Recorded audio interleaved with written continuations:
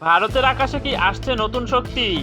ভারতের বিমান বাহিনীকে অত্যাধুনিক স্টল যুদ্ধবিমান দেওয়ার প্রস্তাব দিল রাশিয়া।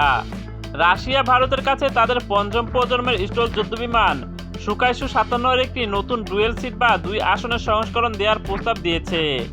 প্রস্তাব অনুযায়ী এই যুদ্ধবিমানে একজন পাইলট বিমান চালাবেন এবং দ্বিতীয় ব্যক্তি নিয়ন্ত্রণ করবেন অস্ত্র ব্যবস্থা, সেন্সর ও যুদ্ধের কৌশল। এমনকি ভবিষ্যতে এই বিমান থেকে যুদ্ধক্ষেত্রে ড্রোনও নিয়ন্ত্রণ করা সম্ভব হতে পারে বলে জানিয়েছে রাশিয়া।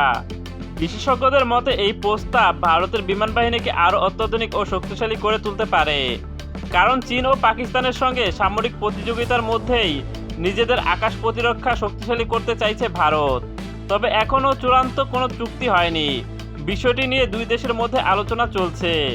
যদি এই প্রস্তাব বাস্তবায়িত হয় তাহলে ভারতের আকাশে দেখা যেতে পারে বিশ্বের অন্যতম আধুনিক স্টল যুদ্ধ বিমান।